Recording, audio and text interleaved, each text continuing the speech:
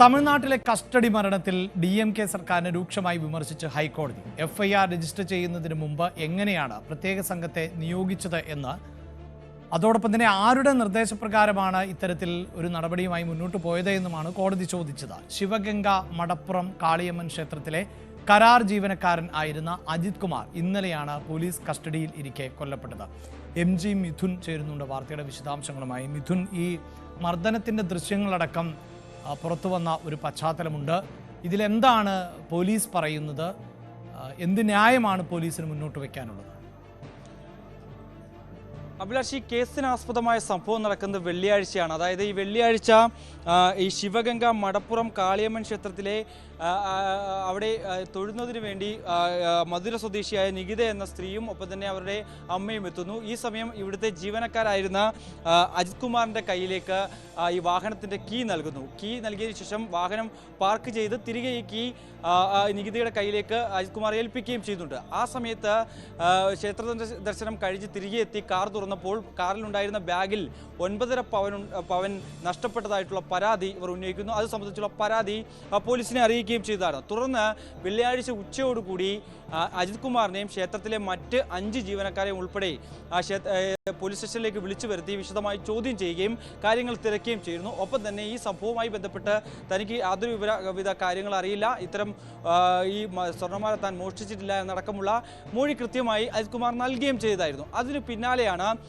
ഇന്നലെ ഉച്ചയോടുകൂടി വീണ്ടും ഈ പോലീസ് സംഘം എത്തുന്നു. അതായത് 6 അംഗ സംഘം അജിത് കുമാറിൻ്റെ വീട്ടിലേക്ക് എത്തുന്നു. അവിടെ നിന്ന് അജിത് കുമാറിനെ വാഹനത്തിൽ കയറ്റിക്കൊണ്ട് പോവുകയായിരുന്നു. ഈ സമയത്ത് വീട്ടിൽ അമ്മയും മറ്റു ബന്ധുക്കളും മാത്രമായിരുന്നു ഉണ്ടായിരുന്നത്. ഈ സമയത്തായിരുന്നു അജിത് കുമാറിനെ വന്ന് വീണ്ടും ചോദ്യം ചെയ്യണം.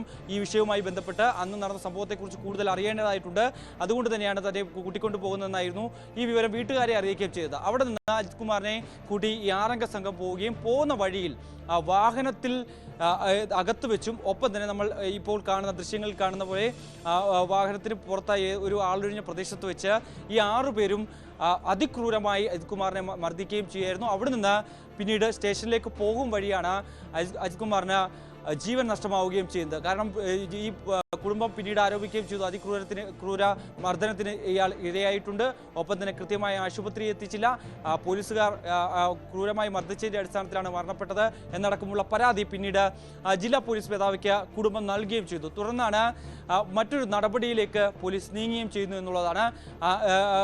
ആ സമയം പോലീസിനെതിരെ കുടുംബം നൽകിയ ഹർജി അടിയന്തരമായി ഹൈക്കോടതിയുടെ മധുരൈ ബെഞ്ച് പരിഗണിക്കുകയും ചെയ്തു. ഇന്നലെ ആയിരുന്നു ഈ ഒരു ബെഞ്ച് ഈ കേസ് പരിഗണിക്കുകയും ഒപ്പം തന്നെ രൂക്ഷമായ ഭാഷയിൽ സർക്കാരിനെതിരെ വിമർശനം നടത്തുകയും കോടതി ചെയ്യുകയും ചെയ്ത്. ആ സമയത്ത് കോടതി ചോദിച്ച പ്രധാനപ്പെട്ട കാര്യം, അതായത് എന്താണ് സംഭവിച്ചത്, ഈ വിഷയവുമായി ബന്ധപ്പെട്ട് എങ്ങനെയാണ് തിടുക്കത്തിൽ ഇത്തരത്തിലൊരു നീക്കം പോലീസിന്റെ ഭാഗത്തുനിന്നുണ്ടായത്, എന്ത് തെളിവ് കിട്ടിയതിന്റെ അടിസ്ഥാനത്തിലാണ് അജിത് കുമാറിനെ ഉൾപ്പെടെയുള്ളവരെ ചോദ്യം ചെയ്യാൻ പോയത്, പിന്നീട് രണ്ടാമത് വിളിച്ചു വരുത്താനുള്ള സാഹചര്യം എന്തായിരുന്നു എന്നടക്കമുള്ള കാര്യങ്ങളിൽ കൃത്യമായ വിശദീകരണം നൽകണമെന്ന് സർക്കാരിനോട് കോടതി നിർദ്ദേശിക്കുകയും ചെയ്തു. അതിന് തൊട്ടു പിന്നാലെയാണ് ഇന്ന് വീണ്ടും ഈ കേസ് ഹൈക്കോടതിയുടെ മധുരൈ ബെഞ്ച് വീണ്ടും പരിഗണിക്കുന്നു. രൂക്ഷമായ ഭാഷ വിമർശനം ഇന്നും DMK സർക്കാരിനും ഒപ്പം തന്നെ പോലീസിന്റെ ഭാഗത്തുനിന്നും ഉണ്ടായിരുന്നു.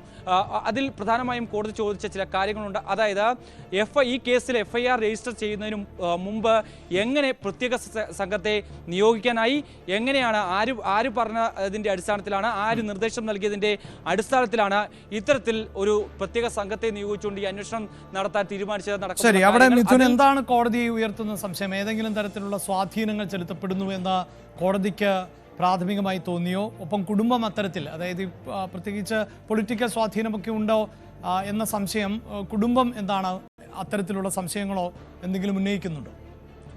കുടുംബം പ്രധാനമായും ചൂണ്ടിക്കാണിക്കുന്നത് ഇതിൽ നിഷ്പക്ഷമായ ഒരു അന്വേഷണം നടക്കുമെന്ന് തോന്നുന്നില്ല. കാരണം ഈ യുവതി നൽകിയ പരാതിയുടെ അടിസ്ഥാനത്തിൽ പ്രതി അജിത് കുമാർ ആണ് എന്ന് എഴുതി വെച്ചതുപോലെ പോലീസ് പ്രവർത്തിച്ചു എന്നുള്ളത് തന്നെയാണ്.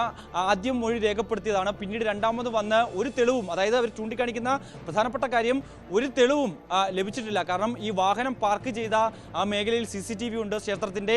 ആ CCTV ദൃശ്യങ്ങളൊന്നും തന്നെ പരിശോധിച്ചിട്ടില്ല. അതിനു മുമ്പ് എങ്ങനെ അജിത് കുമാറാണ് ഈ മാല മോഷ്ടിച്ചത്, അല്ലെങ്കിൽ അല്ലെങ്കിൽ ഈ സ്വർണ്ണാഭരണങ്ങൾ മോഷ്ടിച്ചെന്നടക്കമുള്ള കാര്യങ്ങളിൽ ഒരു വ്യക്തത വരുത്തണം എന്നുള്ള കാര്യങ്ങൾ കൂടി കുടുംബം മുന്നോട്ട് വെക്കുന്നുണ്ടായിരുന്നു. എന്തായാലും ഇതിനുശേഷമാണ് ഈ കോടതിയിലേക്ക് ഈ കേസ് വരികയും അതിരൂക്ഷമായ വിമർശനം കോടതിയുടെ ഭാഗത്തുനിന്ന് ഉണ്ടാവുകയും ചെയ്ത് ഈ സമയം കോടതിക്ക് സർക്കാർ നൽകിയ മറുവാദം ഇങ്ങനെയായിരുന്നു. അതായത് 6 പേർക്കെതിരെ നടപടി സ്വീകരിച്ചിട്ടുണ്ട്.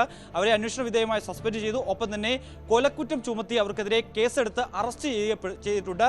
മറ്റൊന്ന് ഈ DYSPക്ക് സസ്പെൻഷൻ നൽകിയിട്ടുണ്ട്. ഏറ്റവും ഒടുവിൽ ഇപ്പോൾ പുറത്തു വരുന്ന വിവരങ്ങൾ അനുസരിച്ച് മാനാമദൂർ DYSPക്ക് സസ്പെൻഷൻ നൽകിയതായിട്ട് വിവരമുണ്ട്. മറ്റൊന്ന് അവിടുത്തെ ജില്ലാ പോലീസ് മേധാവിയെ സ്ഥലം മാറ്റിയെന്നടക്കമുള്ള വിശദീകരണവും കോടതിയെ സർക്കാർ അറിയിക്കുകയും ചെയ്തിട്ടുണ്ട്. മറ്റൊന്ന് ഈ വിഷയത്തിൽ MK സ്റ്റാലിൻ ഇതുവരെയും ഒരു മറുപടി നൽകുന്നില്ല എന്നുള്ളതാണ്. BJP പ്രധാനമായും ഈ ഒരു കസ്റ്റഡി മരണത്തെ ചൂണ്ടിക്കാണിച്ചുകൊണ്ട് വലിയ രാഷ്ട്രീയ വിവാദത്തിലേക്ക് പോവുകയും ചെയ്യുന്നത്.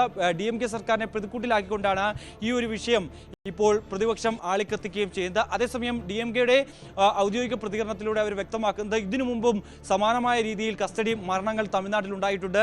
ആ സമയമൊന്നും തന്നെ കൃത്യമായ അന്വേഷണം നടത്തുകയോ അല്ലെങ്കിൽ വേണ്ട നടപടികൾ ഉടൻ സ്വീകരിക്കാനോ അന്നത്തെ സർക്കാർ, അതായത് AIADMKയുടെ സർക്കാരിന് സാധിച്ചില്ലായിരുന്നു. അക്കാര്യം ചൂണ്ടിക്കാണിച്ചുകൊണ്ടായിരുന്നു ഈ വാദത്തെ DMK ഇപ്പോൾ ഖണ്ഡിക്കുന്നത്. മറ്റൊന്ന്, ഈ സംഭവം അറിഞ്ഞ ഉടൻ തന്നെ കൃത്യമായ നടപടി സ്വീകരിക്കുകയും വീഴ്ച വരുത്തിയ ഉദ്യോഗസ്ഥർക്കെതിരെയും ഒപ്പം തന്നെ ഈ കുറ്റം ചെയ്ത ഉദ്യോഗസ്ഥർക്കെതിരെയും കൃത്യമായി നടപടി സ്വീകരിക്കാൻ സാധിച്ചുമെന്നുള്ളതാണ്. എന്തായാലും വളരെ ക്രൂരമായും മർദ്ദിച്ചതിന്റെ അടിസ്ഥാനത്തിൽ ഒരു യുവാവിന് കൂടി ജീവൻ നഷ്ടപ്പെട്ടു എന്നുള്ളതാണ്. തീർച്ചയായും തമിഴ്നാട്ടിലെ കസ്റ്റഡി മരണത്തിൽ കോടതി തന്നെ വിമർശിക്കുകയാണ് സർക്കാരിനെ എന്നുള്ളതാണ് ഇതിൽ ഏറ്റവും പ്രധാനം. ഈ മർദ്ദനത്തിന്റെ ദൃശ്യങ്ങളടക്കം പുറത്തുവന്ന സാഹചര്യത്തിൽ പോലീസ് പ്രതിക്കൂട്ടിൽ തന്നെയാണ്.